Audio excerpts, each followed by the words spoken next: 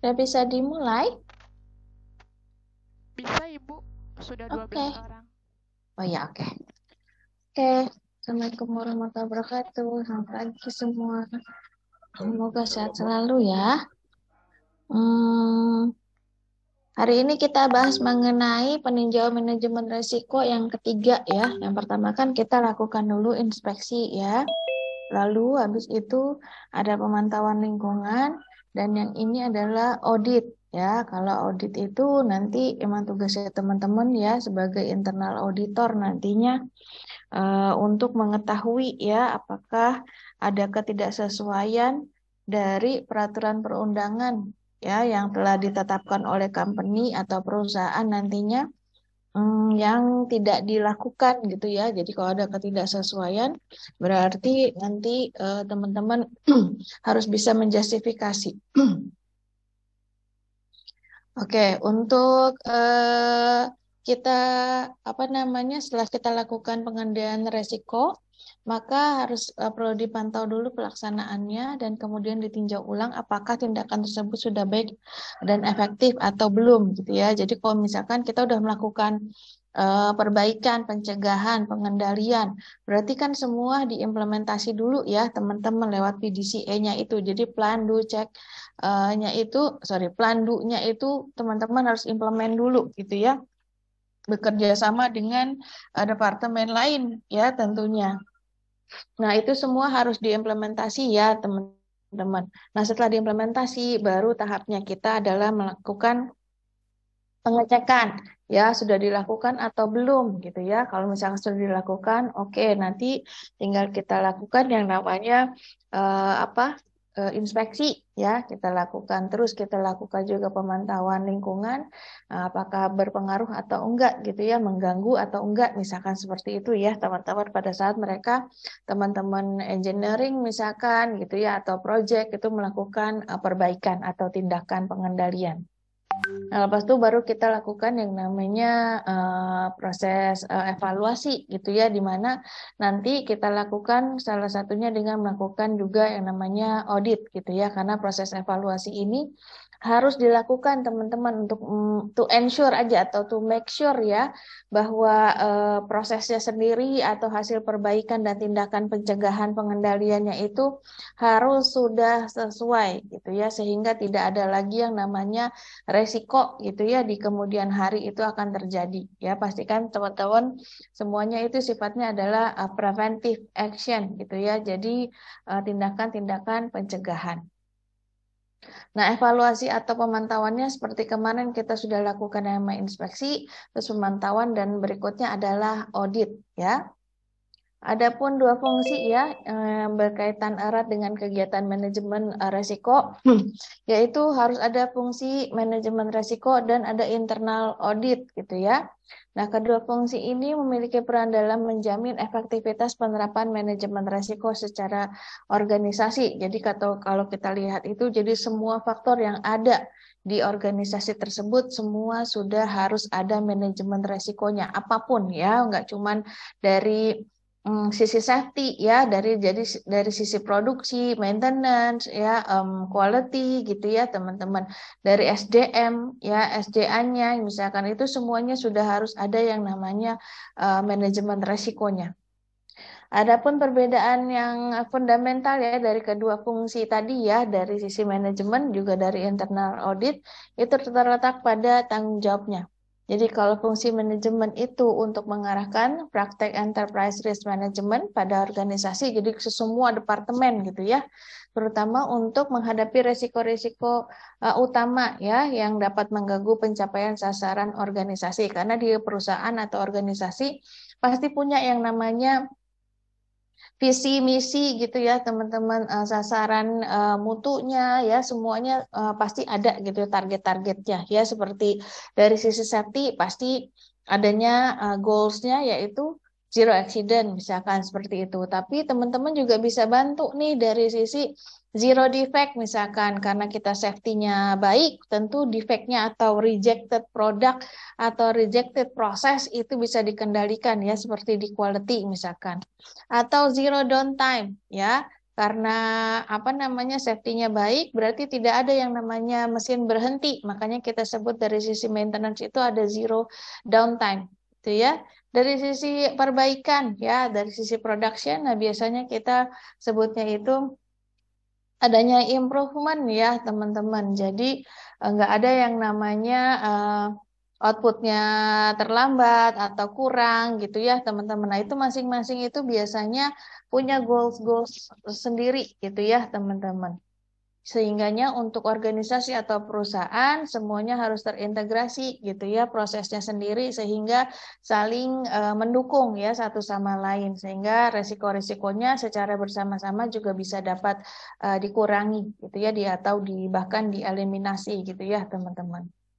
Sementara untuk fungsi internal audit itu bertugas untuk memonitor ya, memantau dan menilai efektivitas pengendalian internal dan manajemen risiko. Jadi keseluruhannya nanti masing-masing dari internal auditor juga bisa ya namanya memonitor. Jadi masing-masing departemen itu juga akan memiliki yang namanya internal auditor ya. Jadi nggak cuma safety saja sebagai auditornya dari bidang safety maksudnya atau departemen safety, tapi semuanya punya yang namanya internal auditor ya, semua departemen. Quality punya, maintenance punya, production punya gitu ya, safety, orang safety juga punya gitu ya, HR juga punya, semuanya punya gitu ya teman-teman, karena memang ini tujuannya tadi ya untuk pencapaian sasaran dari organisasi secara keseluruhan gitu teman-teman. Cuma nanti tugasnya dipecah-pecah per departemen. Concern apa saja yang diperlukan untuk audit secara internal dulu gitu ya teman-teman. Karena kalau audit itu bisa dari eksternal, bisa dari internal juga, untuk jaga-jaga dalam arti untuk preparation ya, untuk persiapan kalau misalkan nantinya akan diadakan yang namanya audit eksternal ya. Contoh misalkan kayak teman-teman besok kerja nih gitu ya, teman-teman jadi internal auditor, terus teman-teman pingin memiliki sertifikasi gitu ya perusahaannya, misalkan dari ISO 14000 misalkan, atau ISO 45000 misalkan, atau 9001 misalkan, atau juga 31 misalkan, 31.000 ya seperti ini. Nah, teman-teman perlu tuh sertifikasinya, bagaimana caranya gitu ya. Oh, teman-teman harus biasanya menyewa dari eksternal auditor. Contoh misalkan teman-teman suatu saat gitu ya butuh aku nih misalkan gitu ya, auditornya butik aja deh misalkan dari eksternal. Nah, itu bisa ya teman-teman, tapi biasanya under company ya, ada company lagi gitu ya dari badan sertifikasi. Nah, contohnya seperti jadi kalau dari eksternal itu bisa dari badan-badan sertifikasi gitu ya teman-teman. Nah, itu dari pemerintah misalkan, dari Disnaker misalkan teman-teman. Nah, itu mereka juga bisa jadi eksternal auditornya di perusahaan teman-teman nantinya gitu ya.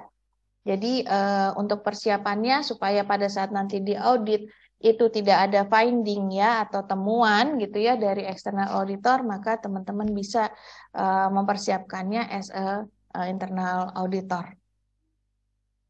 Nah, ini ada evolusi dari risk management sendiri gitu ya teman-teman. Dari awalnya mungkin kita defense dan ada offense gitu ya teman-teman. Jadi untuk secara tradisional kita biasanya defense nih teman-teman, apa istilahnya kalau bahasanya kita tuh ngeyel lah gitu ya. Kita nggak mau merasa paling gitu ya, merasa paling benar misalkan seperti itu. Nah, itu yang sekarang itu sudah mulai dikurangin dalam arti kalau kita ofensif berarti kita menerima gitu ya masukan-masukan dari eksternal ya, tapi kalau kita defense berarti kita merasa paling gitu ya, dalam arti kadang-kadang juga dipengaruhi karena apa sih nggak mau berubah istilahnya gitu ya teman-teman.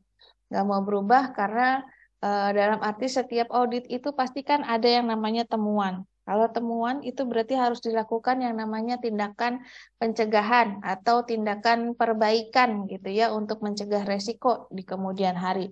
Sehingganya terkadang banyak company-company atau utamanya sih yang stakeholder atau pimpinan paling tinggi itu gak mau tuh teman-teman, sehingga mereka defense. Kadang-kadang butuh apa gitu ya, karena apa gitu maksudnya ya, karena kadang-kadang untuk perbaikan, untuk proses perbaikan atau melakukan tindakan pencegahan itu diperlukan yang namanya satu paling tidak waktu. Ya, kedua dari SDM-nya ya teman-teman. Jadi perlu resource-resource-nya itu banyak sekali gitu ya. Atau tim ya tersendiri. Begitu juga dengan cost-nya teman-teman. Ya, di mana cost-nya sendiri itu nggak kecil. Contoh dari basic saja. Kalau misalkan pemahaman mengenai 5S-nya itu belum tinggi gitu ya pemahamannya, itu kan dampaknya bisa ke safety, bisa ke production, bisa ke maintenance gitu ya, bisa ke quality gitu ya teman-teman, bisa ke delivery misalkan. Nah itu tuh kalau basicnya 5S-nya kita nggak paham, mau nggak mau kalau misalkan sebagai auditor kita menemukan gitu ya teman-teman, dan itu adalah major, which is itu harus dilakukan segera gitu ya, immediate gitu ya, immediate proses ya, immediate action. Itu biasanya butuh cost yang tinggi, teman-teman. Makanya basic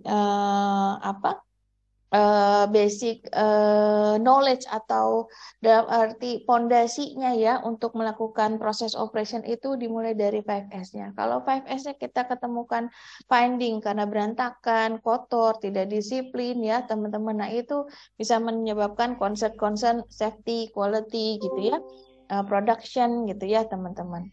Sehingganya biasanya untuk mengawali dengan 5S itu biasanya modalnya besar sekali ya teman-teman, bisa miliaran ya teman-teman, nggak 10-20, bukan nggak cuma puluhan juta tapi bisa miliaran gitu ya teman-teman. Jadi terkadang hal-hal tersebut itu secara tradisional ya, kalau manajemennya masih kolot gitu ya istilahnya. Nah, itu biasanya masih memikirkan hal-hal yang seperti itu karena mereka merasa bahwa itu adalah ngabisin waktu. Itu cuma expand gitu ya, buang-buang uang gitu ya, bukan berupa investasi. Makanya biasanya agak sulit ya, teman-teman. Jadi untuk meyakinkannya itu benar-benar harus ada kerja keras atau ada effort gitu ya untuk menjelaskan, untuk memberikan pemahaman ke manajemen level yang paling atas gitu ya teman-teman. Lalu kita mulai dengan integrasi, dalam arti kita menggabungkan semua ya tanggung jawab, semua concern, semua visi misi gitu ya, untuk make sure saja bahwa tujuan dari perusahaan itu akan tercapai jika gitu ya, istilahnya jika kita bersatu nih gitu ya, saling support, saling gotong royong ya, saling bantu gitu ya teman-teman. Nah itu biasanya seperti itu teman-teman, jadi kita bantu sama-sama, kita mengidentifikasi seperti apa gitu ya. Kenapa ini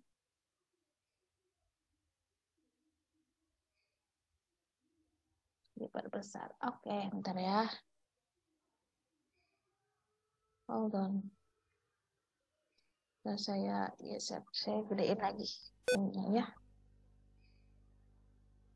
Ya, seperti ini ya, teman-teman. Jadi banyak sekali pada saat transformasi, pada saat kita mengintegrasikan gitu ya, teman-teman. Nah, itu banyak sekali kegiatan atau aktivitas yang harus kita lakukan ya teman-teman, utamanya karena kita terintegrasi, berarti kolaborasi, brainstorming ya, diskusi, koordinasi itu semua harus dilakukan untuk di fase ini gitu ya teman-teman. Jadi kita harus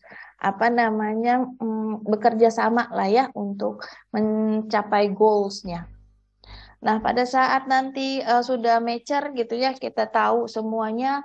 Nah, teman-teman akan lebih terbuka lagi gitu ya, karena memang untuk bekerja sama dengan banyak pihak itu memang agak sulit, butuh yang namanya keterbukaan gitu ya, teman-teman, atau open mindednya kita ya, karena kita melihatnya dari sisi yang lebih besar lagi, bukan hanya di departemen kita, tapi juga kepentingan dari perusahaan dalam arti banyak departemen-departemen juga yang harus disupport gitu ya teman-teman. Jadi untuk decision makingnya kita selalu bersama-sama, kita memastikan semuanya mengerti gitu ya teman-teman, sehingganya goals-nya atau apa yang mau di-achieve gitu ya, yang mau dicapai dari perusahaan tersebut itu benar-benar bisa dilakukan gitu ya teman-teman. Jadi harus benar-benar terintegrasi lah gitu ya. Jadi mulai dari defense itu tradisional. Nah biasanya yang memutuskan itu hanya di level manajemen saja ya, di top level. Tapi kalau diintegrasi kita mulai itu yang namanya sharing, brainstorming, discussion, collaboration, coordination gitu ya, sampai akhirnya ke yang namanya evaluation risk manajemennya itu yang benar-benar open minded gitu ya teman-teman, sehingganya semuanya dilakukan bersama-sama, mengambil keputusan, melakukan aktivitas perbaikan, tindakan pencegahan, pengendalian itu semuanya bisa dilakukan bersama. Untuk apa? Untuk future-nya gitu ya, untuk ke depan itu perusahaan itu mau diapain atau mau kemana itu ya teman-teman. Lalu ini audit ya. Untuk audit itu adalah pemeriksaan secara sistematis dan independen ya. Maksudnya independen dalam arti tidak boleh memihak ya, baik itu teman-teman memihak ke apa namanya top management atau ke level yang di bawah gitu ya, teman-teman. Jadi benar-benar harus independen, fair, tidak boleh memihak gitu ya maksudnya. Untuk menentukan suatu kegiatan dan hasil-hasil yang berkaitan sesuai dengan prosedur yang direncanakan ya, dan dilaksanakan secara efektif dan cocok untuk mencapai kebijakan dan tujuan perusahaan. Jadi benar-benar timnya sendiri itu benar-benar melakukan yang namanya pengecekan, baik itu ke lapangan, baik itu secara dokumentasi ya, administrasi, itu semuanya harus dilakukan ya teman-teman, apakah sudah sesuai dengan SOP, dengan work instruction-nya atau enggak. Itu ya teman-teman, sesuai dengan apa rules-nya dari manajemen. Adapun tujuan audit adalah untuk membuktikan dan mengukur tingkat keberhasilan pelaksanaan dan penerapan di tempat kerja, baik itu secara kepatuhan ya teman-teman, patuh enggak apa namanya perusahaan-perusahaan atau katakan departemen-departemen terkait itu patuh enggak dengan peraturan dan perundangan yang berlaku gitu ya. Contoh misalkan teman-teman mungkin lebih spesifik ke nanti yang 45.001 misalkan. Nah, mereka patuh enggak perusahaan itu dengan peraturan-peraturan yang ada di ISO 45001 contoh. Atau teman-teman bisa ngelihat nih hubungannya antara 14.001, 45.001, 9.001 dengan 31.000 di satu area misalkan gitu ya, di satu mesin misalkan, di bagian production misalkan. Itu teman-teman bisa meminta semua dokumen-dokumen yang sekiranya saling mendukung nggak semua peraturan dari ISO yang mau ditinjau itu ya teman-teman. Mereka sesuai nggak, dokumentasinya ada atau enggak gitu ya teman-teman, melihat apakah resikonya itu sejauh mana gitu ya, mau apakah ringan, sedang atau tinggi gitu ya, itu teman-teman bisa mengukur. Lalu syarat-syarat dari audit ya dilakukan secara sistematis dan independen ya. Jadi semua ada checklistnya gitu, maksudnya sistematis deh gitu ya. Jadi ada checklistnya. Terus orang-orang yang kompeten gitu ya teman-teman, atau yang mempunyai pengetahuan lah ya untuk proses tersebut ya. Jadi mereka bisa disebut dengan auditor gitu ya teman-teman. Lalu independen yang tadi ya, tidak ada keberpihakan ya antara yang memiliki kepentingan ya, stakeholder misalkan, atau dengan dari sisi prosesnya sendiri ya. Lalu frekuensinya berkala dalam arti sesuai kebutuhan dan kemampuan ya dari perusahaan kalau itu sifatnya eksternal ya teman-teman. Tapi kalau sifatnya itu internal dalam arti dilakukan oleh perusahaan itu sendiri ya tanpa membayar orang lain dalam arti auditor eksternal. Nah, itu boleh dilakukan secara berkala gitu ya. Either setahun sekali teman-teman boleh lakukan untuk mereview dokumen, mereview proses ya, teman-teman itu boleh. Lalu petugasnya mampu dan ahli, kembali lagi kompetensi ya. Makanya kalau teman-teman mau disebut dengan kompeten sebagai internal auditor, maka teman-teman juga harus istilahnya mengerti proses ya, either proses bisnis atau proses operationnya ya di perusahaannya teman-teman nanti gitu ya, prosesnya seperti apa. Itu harus detail ya teman-teman karena teman-teman berkaitan dengan proses itu sendiri. Lalu metodologinya objektif berdasarkan fakta ya, bahwa maksudnya bahwa semua dilakukan secara real dalam arti ke lapangan dengan observasi gitu ya, atau dengan melalui proses wawancara ya, interview orang-orang yang berkaitan dengan proses itu sendiri. Jadi harus dilakukan gitu ya teman-teman. Lalu kita memperhatikan hasil audit sebelumnya dan sumber bahayanya. Dalam arti hasil audit sebelumnya bahwa biasanya karena biasanya dilakukan secara berkala, berarti finding-findingnya itu akan ada ya teman-teman, baik itu minor maupun yang major ya, atau yang ringan maupun yang tinggi, di mana semuanya biasanya ada dalam satu list gitu ya, ada satu format list gitu ya teman-teman, itu semuanya tercapture di sana. Di sana juga pasti akan ada yang namanya PIC-nya, kapan mau dilakukan perbaikan gitu ya, tindakan apa yang dilakukan gitu ya. Jadi PDCA-nya itu jelas gitu ya teman-teman kalau kita melakukan audit, sehingganya misalkan tahun lalu sudah dilakukan, nah teman-teman boleh review kembali. Kira-kira aktivitas apa saja yang kira-kira masih outstanding atau belum ada perkembangan atau juga belum dilakukan, atau baik itu yang sudah dilakukan. Ya, jadi kita lakukan semuanya itu yang before-nya seperti apa supaya nanti untuk yang pada saat kita melakukan audit itu bisa ditambahkan di situ. Jadi di-insert terus gitu ya teman-teman. Jadi kita pastikan saja pada saat kita melakukan audit, sebelumnya kita review dulu ya outstanding atau dari finding-finding atau temuan-temuan dari yang previous year atau misalkan ya tahun sebelumnya gitu ya, mengingatkan saja apakah sudah selesai atau belum untuk setiap tindakan perbaikannya. Begitu juga dengan sumber bahayanya, kita juga bisa measure berdasarkan dari previous audit ya, kita lihat di situ apakah bahayanya sudah menurun atau seperti apa gitu ya. Untuk fungsi manajemen resiko sendiri ya, tadi kan ada dua ya, jadi ada fungsi manajemen, ada sebagai internal auditor atau audit ya. Lalu fungsi manajemen resiko ini bertanggung jawab untuk membentuk kerangka kerja ya, dan proses manajemen resiko dalam menghadapi resiko-resiko signifikan yang dapat mempengaruhi pencapaian tujuan organisasi. Seperti yang saya sampaikan tadi, bahwa masing-masing itu departemen akan punya yang namanya SOP. Masing-masing punya yang namanya job description gitu ya, atau tugas dan wewenang dari masing-masing pekerjanya ya, atau dari masing-masing aktivitas yang dilakukan itu ya teman-teman, dengan resiko-resiko yang dihadapi ya. Lalu integrated risk management juga menerapkan kegiatan pencegahan dan pengurangan dampak negatif dari resiko.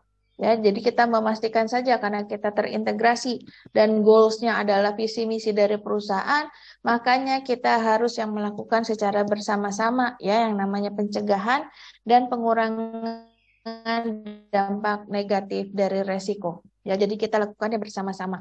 Misalkan teman-teman butuh alat, nggak mungkin teman-teman beli langsung sendiri, nggak mungkin. Pasti ada departemen pengadaan ya, atau purchasing, procurement, dan purchasing misalkan. Nah, itu yang membantu teman-teman untuk membelikan alat. Jadi teman-teman nggak bisa beli sendiri, gitu ya. Untuk perbaikan misalnya ya. Lalu seiring berjalannya waktu, manajemen resiko yang tadinya berperan untuk melindungi kegagalan organisasi berubah menjadi komponen competitive advantage ya bagi organisasi. Kenapa? Ini adalah tuntutan secara global dari customer biasanya teman-teman. Kenapa? Supaya kita bisa bersaing ya. Gimana caranya? Supaya kita istilahnya produk kita atau layanan kita itu laku gitu ya atau dibeli sama customer. Nah, mau nggak mau kita harus punya yang namanya competitive advantage gitu ya, di mana kelebihan-kelebihan yang harus di-provide atau nilai tambah ya, value dari value added dari setiap company itu harus benar-benar dilakukan, teman-teman. Ya, salah satunya dengan mengurangi resiko tadi, ya, resiko scrap misalkan ya secara quality, lalu resiko yang namanya downtime gitu ya dari sisi output, begitu juga dari sisi safety. Sehingganya itu menjadi faktor-faktor ya istilahnya yang bisa membuat competitive advantage ya dari satu company dengan company lain. Gitu ya. Jadi kita punya kelebihan apa sih yang sekiranya menjadi competitive advantage tadi ya supaya orang tuh mau membeli atau ya membelilah produk kita atau jasa kita seperti itu ya. Jadi benar-benar untuk persaingan ya baik itu secara lokal maupun secara global ya teman-teman. Jadi harus punya nilai tambahnya. Contoh kayak teman-teman juga punya yang namanya competitive advantage gitu ya. Teman-teman punya kelebihan apa gitu. Contoh kalau di kampus misalkan ya bagaimana kita bersaing secara sehat ya untuk belajar misalkan atau untuk mendapatkan nilai yang baik gitu ya. Teman-teman apa dalam menjawab misalkan dalam menjawab soal-soal misalkan dijelaskan dengan detail, teman-teman tahu diberikan contoh-contoh gitu ya. Nah, itu salah satu atau dari cara penyampaiannya teman-teman tahu tapi nggak bisa menyampaikannya dengan baik, itu juga bisa jadi nilai minus gitu ya. Atau teman-teman bisa memberikan kontribusi lagi nih ide-ide baik apa gitu ya yang bisa dilakukan misalkan. Misalkan nanti pada saat kerja begitu juga sama teman-teman. Competitive advantage-nya apa? Misalkan teman-teman berani, misalkan ya berani dalam arti secara positif ya teman-teman. Berani menghadapi tamu misalkan foreigner ya atau dari tamu asing misalkan. Teman-teman berani untuk menerangkan proses operationnya sendiri. Teman-teman tahu apa saja bahaya-bahaya yang akan terjadi, bisa menerangkan gitu ya teman-teman. Teman-teman juga misalkan bisa atau ingin tahu lah istilahnya banyak ide-ide yang bisa disampaikan ke company secara safety concern gitu ya. Itu salah satu competitive advantage-nya teman-teman. Ya, jadi karirnya, KPI-nya itu bisa terpenuhi dari competitive advantage. Makanya ada KPI itu untuk tahu seperti apa sih competitive advantage-nya teman-teman. Gitu ya. Apa saja kelebihannya teman-teman, apa saja kekurangan yang harus diimprove itu semuanya menjadi penilaian gitu ya di KPI-nya teman-teman. Selain menciptakan kerangka kerja dan proses manajemen resiko dalam menghadapi resiko, fungsi manajemen resiko juga meningkatkan kapabilitas organisasi dalam mengejar peluang. Ya, seperti tadi bahwa banyak sekali opportunity atau peluang-peluang yang bisa kita masukkan gitu ya, yang bisa kita isi, yang bisa kita ambil gitu, tentunya dengan kelebihan-kelebihan ya secara kapabilitas ya atau kemampuan dari organisasi itu sendiri gitu ya teman-teman. Kemampuan apa? Kemampuan dalam manage misalkan dari sisi safety-nya, kemampuan dalam mengurangi yang namanya kerusakan-kerusakan dari produk, kemampuan dari pengiriman misalkan ya on time delivery gitu ya teman-teman atau kemampuan untuk mempertahankan proses operationnya ya sehingganya outputnya besar terus banyak terus gitu ya teman-teman atau customernya banyak. Nah, itu juga salah satu kemampuan dari organisasi atau perusahaan ya di mana itu juga dilakukan oleh manajemen ya dengan tentunya dengan resiko-resiko yang ada. Gitu ya bagaimana how to manage gitu ya. Fungsi ini juga bisa meningkatkan kemampuan pengambilan keputusan strategis organisasi ya melalui penyediaan informasi yang relevan dan komprehensif, dalam arti semua data-data informasinya harus benar-benar dikumpulkan gitu ya teman-teman, dari A sampai Z-nya itu semua benar-benar harus dikumpulkan, dari preparationnya, pelaksanaannya sampai monitoringnya itu semuanya harus ada ya, seperti MSDS lah contohnya ya. Contoh kecil teman-teman, ya mulai dari ingredientnya apa, pembuatnya siapa, tanggal berapa, kalau ada apa-apa bagaimana gitu ya, semua ada semua. Modelnya seperti itu kurang lebih ya teman-teman.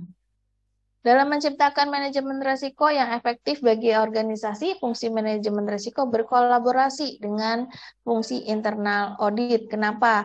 Secara dokumentasi seperti tadi ya, dokumentasi, data-data, hasil interview, hasil observasi ya dari foto dan segala macam gitu ya. Itu semuanya berkaitan dengan proses audit nantinya. Jadi fungsi manajemen ini yang mempersiapkan semua dokumen-dokumennya yang terkait, dan auditornya nanti, internal auditornya itu yang akan mengecek ya, mereview apakah sudah sesuai atau belum. Jadi ada apa itu keterkaitan ya antara fungsi manajemen risiko dengan internal auditnya nanti. Lalu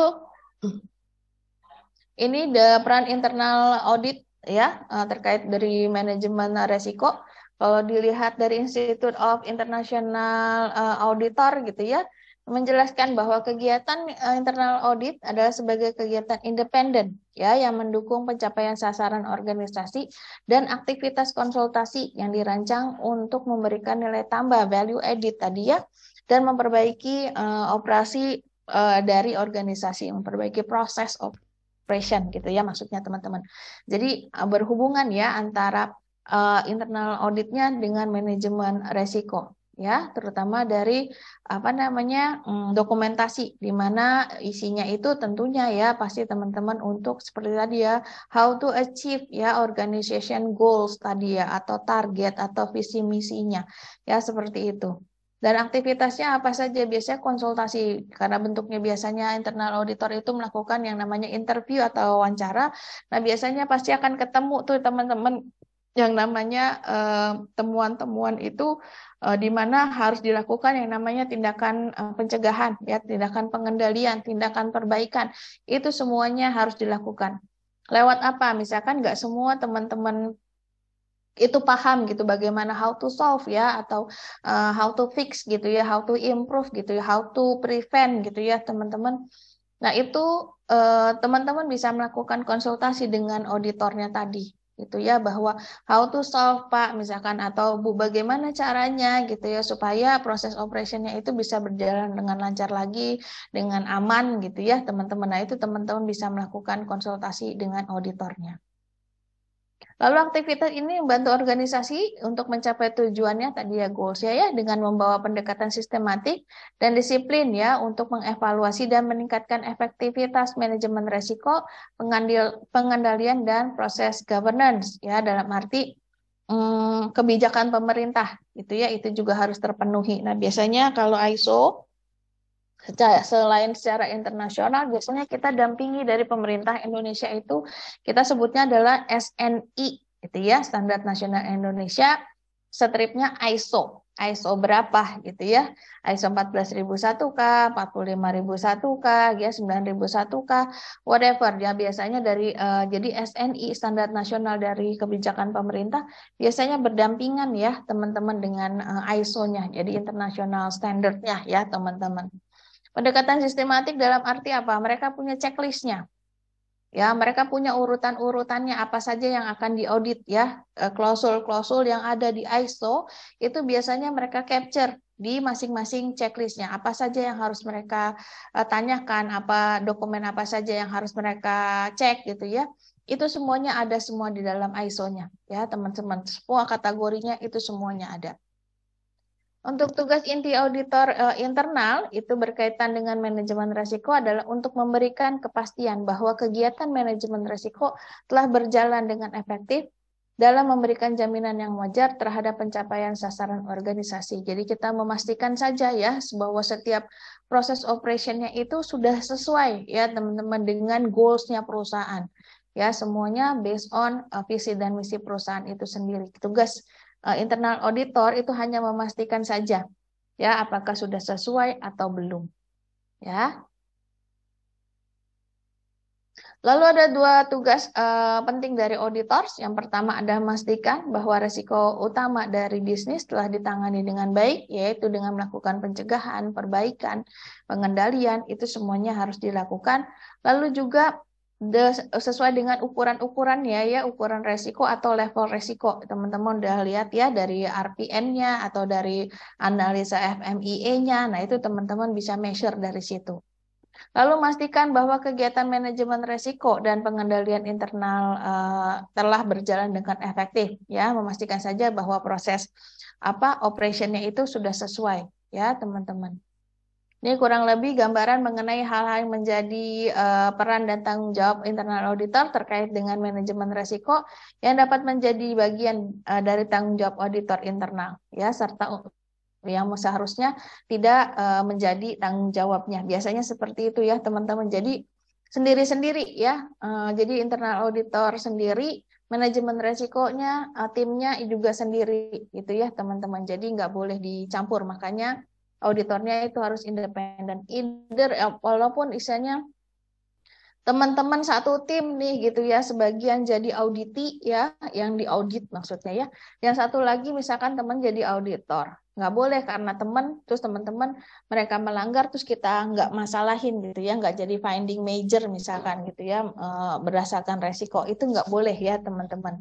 Jadi kita harus jujur dalam arti kita memberikan statement atau judgment atau penilaian tersebut itu karena apa ya, untuk menghindari resiko ke depannya untuk perusahaan itu. Jadi walaupun nanti temennya jadi auditi, kita jadi internal auditor, memastikan saja bahwa kita independen gitu ya. Kalau salah bilang salah gitu ya teman-teman, atau ya misalnya tidak sesuai bilang itu tidak sesuai gitu ya, supaya nanti bisa diperbaiki. Makanya harus open minded gitu ya kita ngelihatnya itu. Makanya saya ajarkan tidak boleh yang namanya silo thinking gitu ya teman-teman. Jadi nggak boleh berpikir sempit lah gitu ya.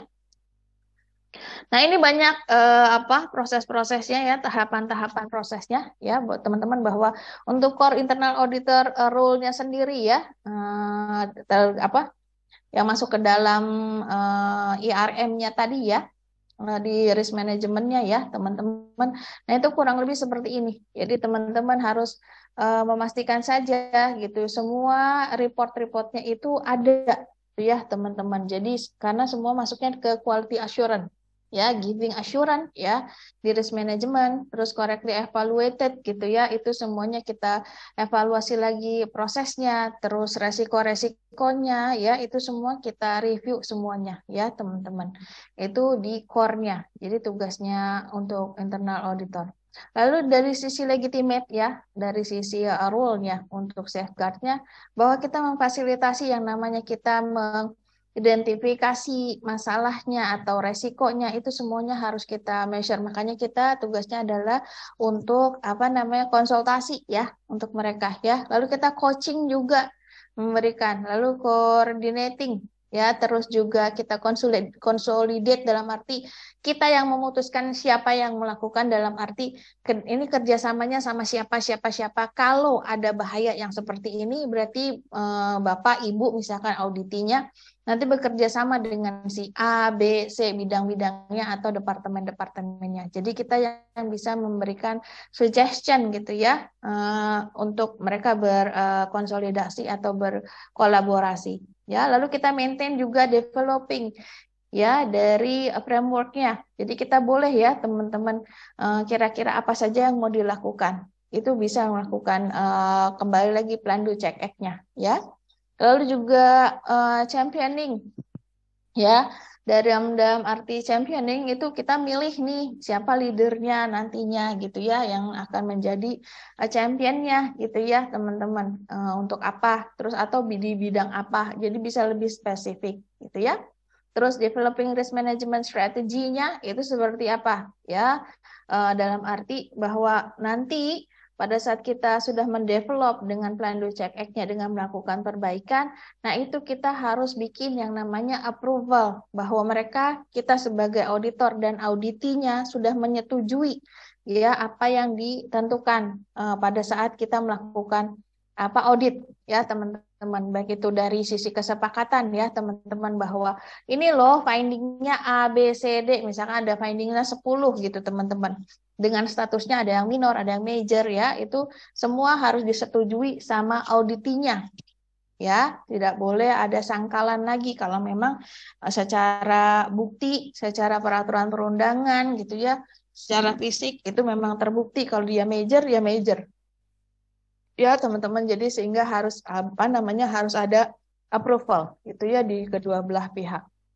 Nah, untuk rule internal audit sendiri should not undertake gitu ya. Jadi nggak boleh dikendalikan siapapun gitu ya. Jadi benar-benar harus di set ya dengan risk yang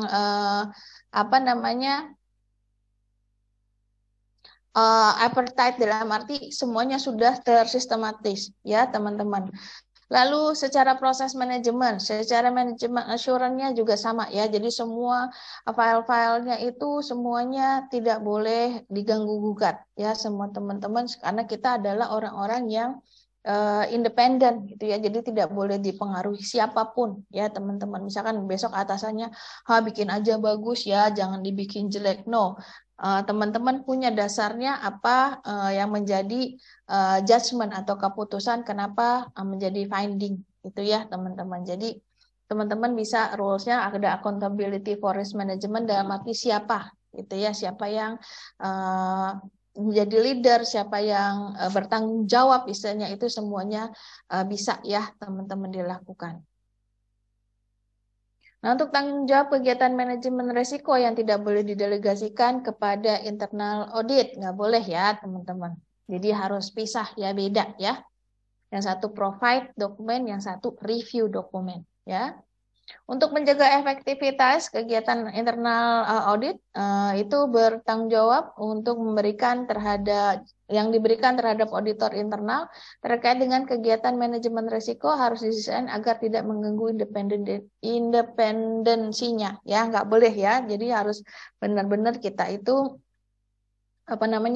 free gitu ya dari tekanan siapapun. Hal ini dikarenakan internal auditor memiliki peran penting ya dalam melakukan pengawasan, pemantauan, dan penilaian terhadap efektivitas pengendalian internal dan kegiatan manajemen risiko organisasi. Ya, makanya kita harus free from the pressure ya, nggak boleh ada tekanan. Lalu pemberian tanggung jawab kepada auditor internal untuk menentukan risk appetite, lalu membentuk risk management proses, dan sebagainya, itu dapat menimbulkan clash of interest yang berpotensi untuk mengganggu penilaian mereka pada efektivitas manajemen. Makanya pastikan kita tidak boleh yang namanya terpengaruh ya dengan bisikan-bisikan gitu ya teman-teman, jangan ya mau itu dia the highest level plan manager misalkan atau ada managing director atau ada president director gitu ya, jangan bikin jelek, jangan ada temuan major ya, jangan. No, teman-teman harus lakukan sesuai dengan fakta di lapangannya ya. Apakah mereka ada dokumennya atau enggak, secara proses mereka break the rules atau enggak, itu semuanya harus jadikan bukti gitu ya teman-teman. Kalau mereka enggak ada SOP-nya tulis, enggak ada SOP-nya, tinggal ditanya aja why-nya gitu ya teman-teman. Jadi seperti itu prosesnya. Kolaborasi fungsi manajemen risiko dan internal audit. Ya, jadi fungsi manajemen risiko sebaiknya berkolaborasi dengan fungsi internal audit. Kenapa? Karena untuk menghubungkan ya rencana audit dan penilaian risiko perusahaan serta berbagi produk kerja lainnya untuk meningkatkan koordinasi dalam usaha untuk menjamin ya bahwa risiko-risiko utama dapat ditangani dan efektif. Kembali lagi ya yang tadi yang satunya provide datanya, dokumennya, informasinya. Yang satu lagi itu yang mereview gitu ya untuk kesesuaian dan ketidaksesuaian secara rule ya teman-teman. Lalu berbagi sumber daya tertentu untuk mendukung efisiensi. Ya, sumber daya yang dimaksud ada termasuk sumber daya keuangan, manusia dan waktu. Dalam arti dibagi ya pada saat teman-teman melakukan audit, itu nanti bagian manajemen yang akan mengurus semuanya tuh teman-teman gitu ya. Misalkan dari sisi karena kan itu biasanya kita butuh waktu ya teman-teman. Nah, biasanya ada special treatment lah dalam arti kita sebagai auditor itu nanti secara treatmentnya itu misalkan kita di provide lunch-nya beda misalkan gitu ya teman-teman, terus sehingganya kan itu juga berpengaruh ya dari sisi pelaporan keuangan, tandanya ada expend ya di situ ya, ada pengeluaran gitu ya. Terus dari sisi sumber daya manusianya ya, dari waktunya, makanya ditentukan tuh kesepakatan kapan mau dilakukan audit ya, oleh siapa, jam berapa, di mana lokasinya. Itu semuanya biasanya isanya kita berkolaborasi gitu ya. Jadi biasanya even teman-teman besok jadi external auditor sekalipun, teman-teman pasti akan dischedule-kan. Ya, tanggal sekian di area ini gitu ya, jam sekian sampai jam sekian. Nah, itu semuanya biasa ditentukan ya, teman-teman. Biasanya kalau kita jadi auditor itu bukan mostly perusahaan yang pernah saya temuin itu semua pada takut gitu loh. Takutnya yaitu tadi dari finding-finding atau temuan-temuannya, takutnya dia major. Karena kalau major pasti ya teman-teman seperti saya sampaikan di awal, itu butuh perbaikannya itu mungkin cukup besar, butuh waktu, butuh biaya dan butuh source-nya yang banyak gitu ya teman-teman. Sehingga kemungkinan untuk mengganggu proses operation itu ada gitu ya. Lalu saling meningkatkan kompetensi, peran dan tanggung jawab setiap fungsi ya, karena masing-masing kan punya pengalamannya sendiri, punya kompetensinya sendiri ya, punya kelebihan kekurangannya sendiri-sendiri. Lalu menyediakan infrastruktur komunikasi yang konsisten, dalam arti bisa komunikasi itu bisa berupa dokumen ya teman-teman, atau bisa dengan interview ya, wawancara. Nah, itu harus konsisten teman-teman ya. Lalu menilai dan memantau risiko strategis, di mana dapat membentuk pemahaman yang lebih mendalam, dan treatment yang fokus untuk mengatasi risiko strategis. Dalam arti seperti tadi, karena auditor itu sebagai tempat kita konsultasi ya, sebagai auditi, itu benar-benar harus dilakukan secara sistematis, dan si auditornya harus benar-benar paham how to solve-nya. Jadi problem solving metodologi konsepnya mereka harus paham sebagai auditor. Jadi kalau misalkan teman-teman jadi internal auditor, ditanyakan sama orang produksi, misalkan teman-teman ngaudit di bagian produksi gitu ya, di mesinnya misalkan. Itu teman-teman misalkan ditanya, terus Pak, kalau misalkan kayak gini gimana? Atau kalau kayak gini gimana Bu? Nah, itu teman-teman harus punya konsepnya, bagaimana how to solve. Jangan bilang, ya saya nggak tahu lah. Kalau kayak gitu nggak bisa jadi auditor ya teman-teman. Makanya harus banyak belajar, harus banyak ke lapangan supaya tahu prosesnya seperti apa, dan how to solve-nya itu teman-teman supaya tahu, walaupun mungkin tidak secara langsung teman-teman mengerjakannya, butuh orang lain yang untuk melakukannya, nggak masalah gitu ya teman-teman. Tapi yang pasti jangan pernah auditor bilang yang saya nggak tahu, nah, jangan gitu ya teman-teman, karena diharapkan auditor itu selalu memberikan jalan keluar dari setiap tindakan perbaikan, pencegahan, dan pengendaliannya mereka untuk mengurangi resiko, ya teman-teman. Lalu manfaat yang diperoleh ya dari kolaborasi antara fungsi manajemen dengan auditor tadi, memastikan bahwa resiko kritikal ya telah diidentifikasi secara efektif. Karena pada saat kita findingnya ada, itu semuanya pasti ada resikonya. Makanya kenapa disebut findingnya itu atau temuannya itu minor sama major itu ya teman-teman, karena ada tingkatannya. Lalu penggunaan sumber daya langka dengan efisien dalam arti bahwa kalau misalkan ada hal-hal yang sifatnya sulit gitu ya teman-teman, atau misalkan langka dalam arti butuh spesifikasi atau butuh requirement yang banyak gitu ya, itu pastikan aja semuanya sudah dilakukan ya. Lalu komunikasi yang dalam dan konsisten, terutama pada level board dan manajemen. Board itu berarti di level yang highest level ya, top management ya teman-teman. Nah itu teman-teman harus komunikasikan apa yang temuan-temuan apa yang teman-teman temukan pada saat audit, itu harus dikemukakan semua, baik itu minor, baik itu major. Ya utamanya kalau banyak majornya. Kenapa? dari sisi board dan manajemen mereka lah yang istilahnya punya strategi, mereka yang punya mereka adalah pengambil keputusan gitu ya untuk melakukan setiap finding tersebut untuk diperbaiki, untuk dikendalikan, untuk dicegah, which is berkaitan pasti ya tadi saya sampaikan berkaitan dengan uang, berkaitan dengan waktu, berkaitan dengan source, berkaitan dengan performance ya, performance dalam arti kinerja dari perusahaan tersebut mengganggu atau enggak, apakah nantinya kalau misalkan dilakukan perbaikan dari finding major itu misalkan harus stop mesin atau stop pabrik. Nah, itu kan yang harus menjadi considering mereka ya, considerationnya tim dari highest level tadi.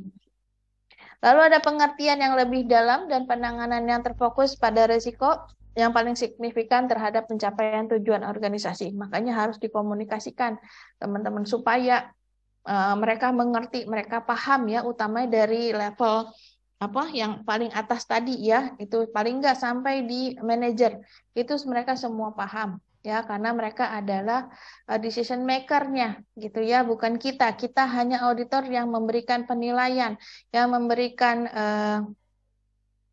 judgment gitu ya teman-teman terhadap peraturan dan perundangan ya dari proses operationnya mereka itu sudah sesuai atau belum. Kalau belum sesuai maka kita harus sampaikan. Pokoknya pahit-pahit apapun ya resiko yang dihadapi ya sama perusahaan itu mereka harus bisa solve ya, bisa menyelesaikannya gitu ya. Dan ini kunci keberhasilan dari internal audit ya, bahwa komunikasi secara terbuka dan konsisten merupakan metode utama yang dapat diterapkan dalam kolaborasi kedua fungsi ini. Seperti saya sampaikan tadi ya, harus dikemukakan sejujur-jujurnya ya, seindependen mungkin. Teman-teman nothing tulus, istilahnya hanya menyampaikan saja. Keputusan ada di mereka. Mau dilakuin syukur, mau enggak terserah gitu. Yang penting resikonya mereka sudah harus tanggung. Misalnya seperti itu ya. Lalu komunikasi dapat membangun pendalaman pandangan ya terhadap resiko-resiko yang melekat pada organisasi dan meningkatkan kapabilitas tiap divisi ya untuk mengelola resiko-resiko tersebut ya, karena bentuknya organisasi maka tanggung jawabnya juga di setiap divisi termasuk divisi safety ya kalau nanti di audit. Namun kolaborasi tersebut harus memiliki batasan yang jelas mengenai tanggung jawab dan peran serta fungsinya. Seperti tadi ya harus dipisahkan, manajemen tugasnya apa, auditor tugasnya apa. Gitu ya teman-teman, jangan di mix up. Jadi makanya kalau di mix up nanti keputusannya tidak fair, tidak objektif gitu ya. Nantinya akan merugikan perusahaan ke depannya ya.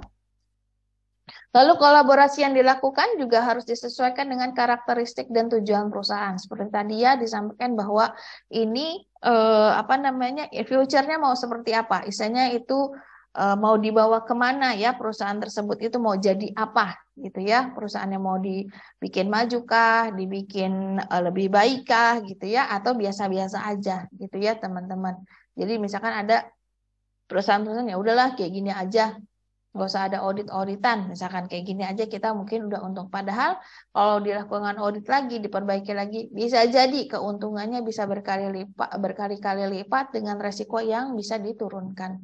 Seperti itu ya teman-teman kurang lebih. Makanya harus ada komunikasi, kolaborasi, ya koordinasi antara keduanya jika ditemukan adanya finding ya atau ditemukan banyaknya temuan. Makanya pihak manajemen sama pihak auditor harus kolaborasi itu untuk melakukan perbaikan, pengendalian dan pencegahan ya supaya visi misi atau sasaran goals-nya dari perusahaan itu bisa tercapai. Ya, terutama dari sisi resiko gitu ya, teman-teman. Nggak masalah teman-teman menjudge bahwa oh ini major, oh ini minor. Nggak masalah teman-teman ya. Yang penting kita ungkapkan saja seperti itu. Itu ya teman-teman. Oke, dari aku cukup. Ada yang mau ditanyakan untuk materi proses audit?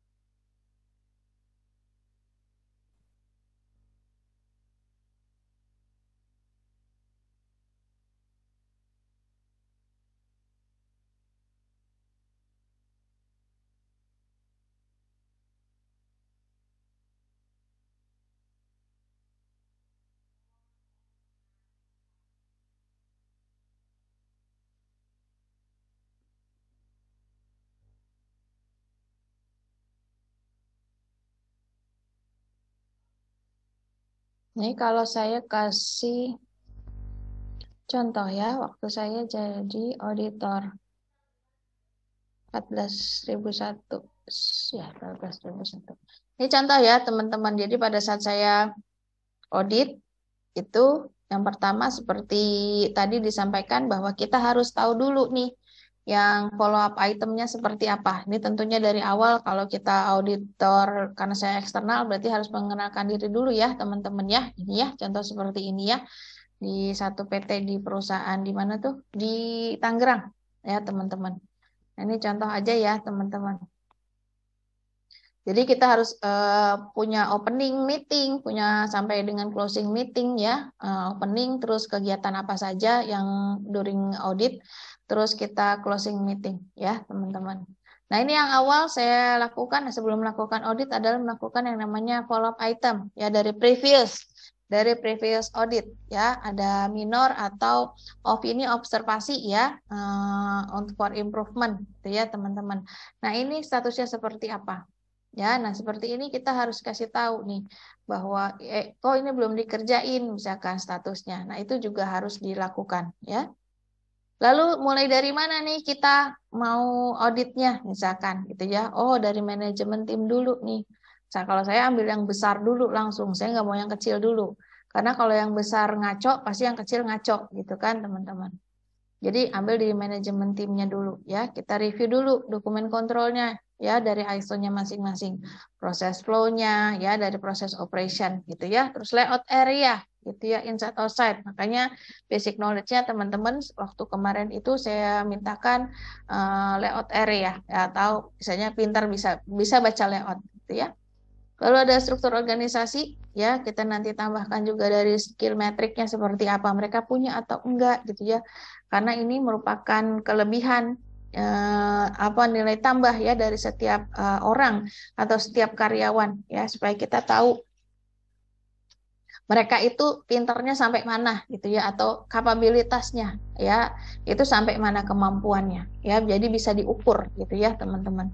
Lalu SOP dan WI ya untuk all processes gitu ya semuanya teman-teman. Lalu baru saya lakukan yang namanya Gemba Walk atau plan visit, maksudnya kita ke lapangan gitu ya teman-teman dengan melakukan observasi dan interview biasanya seperti itu ya.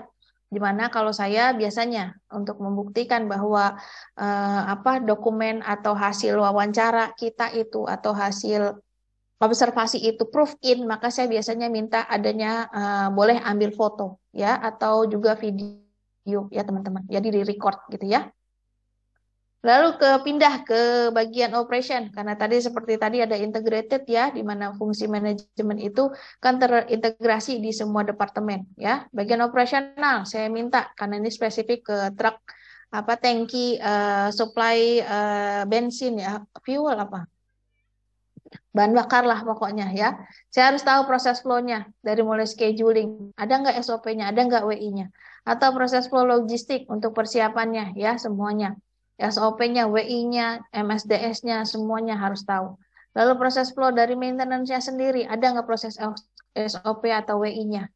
Saya pengen tahu bagaimana kalau misalnya ada kerusakan di mesin, itu apa saja yang mereka lakukan. Kalau ada spill misalkan atau kebocoran, apa saja yang mereka lakukan. Itu hal-hal tersebut yang harus saya tahu, gitu ya. Lalu pindah ke marketing dan customer service, itu saya mau tahu proses flow-nya. Sama SOP sama WI-nya harus kita review. Itu ya teman-teman. Kembali ke bagian ke financial dan administration team. Sama ya prosesnya teman-teman secara financial. Ada nggak prosedurnya untuk misalkan untuk financial report ya atau financial statement. SOP-nya cara buatnya bagaimana gitu ya. Terus proses flow administration ya untuk dari masuk sampai dengan proses keluar itu seperti apa prosesnya. Lalu proses flow delivery ya biasanya untuk yang dari proses order masuk sampai dia kirim ke customer. Lalu ada proses HRGA-nya ya seperti HR gitu ya, HR human resource sama general general affair ya teman-teman. Nah itu SOP-nya seperti apa, WI-nya seperti apa? Karena biasanya UPL UKL ini sebenarnya safety juga harus tahu ya, SMK 3, Spill B3 gitu, penangkal petir ya, semuanya itu biasanya kita lakukan. Nah, biasanya teman-teman juga kolaborasi dengan HRD ini karena sifatnya adalah konfidensial untuk hal-hal yang seperti ini. Makanya kita masukkan ke situ, gitu ya. Lalu kita break time dulu, terus kita gemba walk dalam arti kita masuk ke lapangan ya untuk mereview apakah ada findingnya minor atau major gitu ya. Lalu apakah ada improvement timnya, mereka melakukan apa saja ya secara SOP mereka seperti apa. Nah, ini finding-findingnya ya, teman-teman. Misalkan mulai dari operation tadi ya, itu apa saja gitu ya. Banyak nih findingnya yang saya temukan selama proses observasi dan proses wawancara. Ya, teman-teman. Jadi, hal-hal tersebut ini yang saya masukkan. Ya, banyak sekali teman-teman dari hasil observasi gitu ya. Nah, ini recommendation-nya kalau kita udah tahu apa yang harus dilakukan, pastikan kita memberi rekomendasi ya seperti ini ya. Contohnya misalkan ada 5S gitu ya atau benchmark ke other companies gitu ya supaya kita tahu proses-proses standarnya di perusahaan lain itu seperti apa sih gitu ya. Jadi hal-hal tersebut yang bisa dilakukan ya teman-teman sebagai auditor gitu ya teman-teman. Fotonya ada nggak? Nah, foto-fotonya juga ada ya teman-teman, kayak misalkan seperti ini ya, contoh saya lakukan audit dari di apa bagian HSE-nya, bagian adminnya, itu semuanya biasanya saya audit ya teman-teman. Saya pasti apa maunya pasti ke lapangan. Saya nggak mungkin hanya melakukan secara dokumentasi saja, tapi saya pasti akan minta yang namanya untuk bisa ke lapangan ya untuk melihat realnya ya real proses gitu ya teman-teman. Jadi perlu ya teman-teman selain kita secara dokumentasi untuk ngambil informasi dan data, tapi juga kita harus melakukan yang namanya gemba ya atau visit. Nah, contoh seperti ini ya, udah kelihatan ya posisi apa fire extinguisher-nya seperti ini gitu ya. Eh, apa nggak sesuai lah. Nah, makanya si Bapak ini bagian maintenance ini yang mencatat gitu ya. Jadi saya buat checklist ya seperti ini scheduling ya di warehouse-nya. Kenapa masih manual hari gini gitu loh ya. Mereka masih secara manual melakukannya ya di bagian administrasi. Ya, ini 5S-nya ya, teman-teman seperti ini juga. Terus ini kalau maintenance ya, ini proses-proses scheduling yang saya apa namanya finding-findingnya.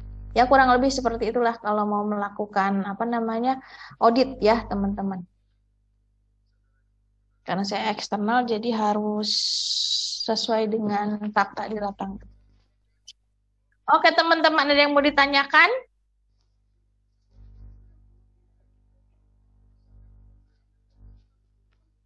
untuk materinya?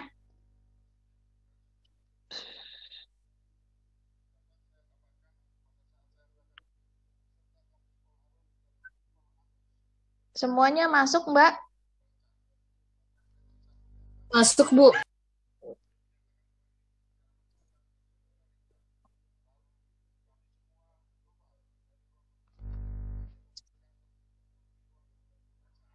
Oke.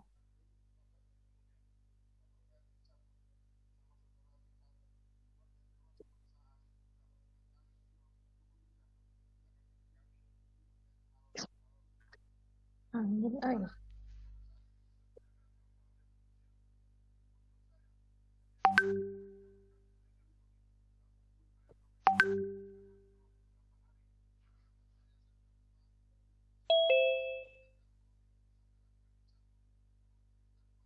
Gak ada yang ditanyakan, ini teman-teman 2 kali lagi ya.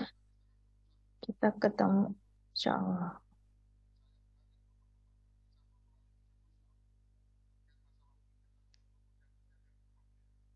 Jadi nanti tes lisannya udah bisa lah ya.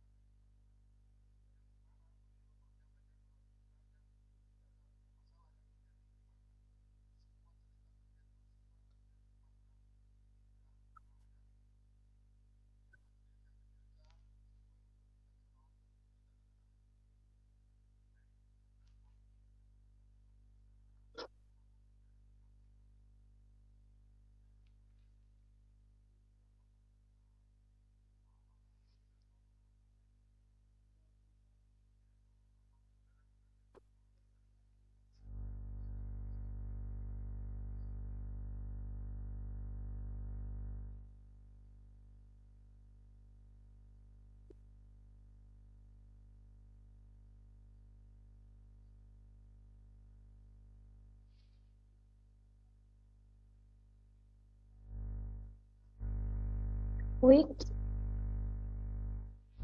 berapa teh? 13.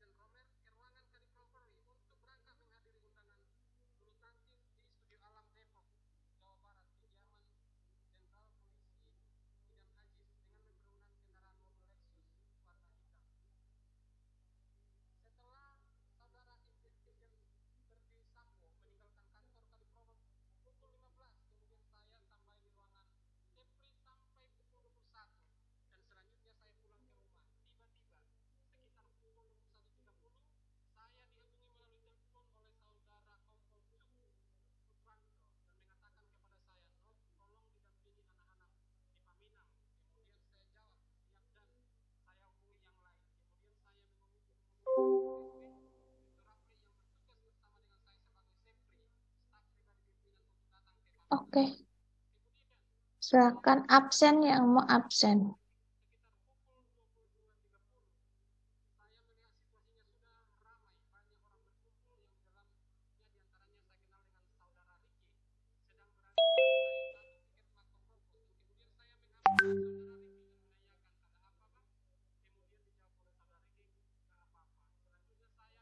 Baru ya.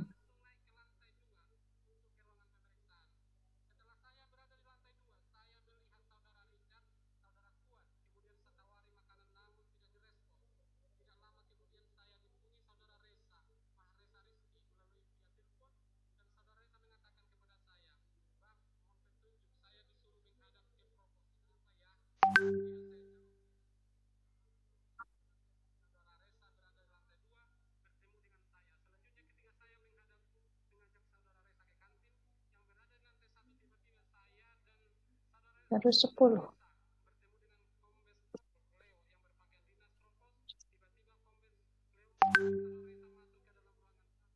Ada yang mau ditanyakan teman-teman? Gak ada? Jelas ya? Ya, Bu. Bu, berarti untuk PPT saya kumpulin ke Google Drive itu di pertemuan ke-15 ya, Bu? Yap. Nanti baru saya kirim link yang terbaru ya, Bu? Boleh. Ya. Kasih, Bu. Oke. Ini baru 15, 2 atau 1 apa 2 lagi ini? Ada yang 17, ada yang 16 tapi semuanya masuk keterangannya karena Mbak Jacqueline bilangnya semua masuk tapi ada yang 17, ada yang 16. Ada yang ya 17 apa 16 tuh Mbak? Jacqueline ada WhatsApp nih. 17 mahasiswa, Bu. 17. Kemarin itu ada yang aku lihat yang 16 ini siapa yang nggak masuk ya? Nanti aku lihat. 16 tanggal 29 sama tanggal 22 soalnya. Jadi nggak masuk ya. Berarti ini kalau 15 ada 2 berarti yang nggak masuk. Iya, Bu, yang Oh, udah kemarin. 17 masuk. Oke. Semuanya udah masuk. Nanti aku lihat yang tanggal yang 16 orang. Cuma 16 yang satu. Siapa nggak tahu. Kalau itu jangan cuma nama masuk ya. Orangnya juga harus masuk. Tapi nggak apa-apa sih. I have nothing to lose. Oke. I just do my job. Baiklah teman-teman, kalau nggak ada, insya Allah minggu depan ya, kita masih 2 kali lagi ya teman-teman. Untuk ketemu di kelas, habis itu UAS langsung gitu ya. Tapi nggak tahu nanti kita lihat schedule-nya ya teman-teman. Tapi paling nggak tinggal 2 pertemuan lagi, berarti tanggal 8 sama tanggal 15 terakhir ya teman-teman. 15 Januari insya Allah. Ada yang mau ditanyakan lagi? Nggak ada? Jelas? Semuanya tadi materinya?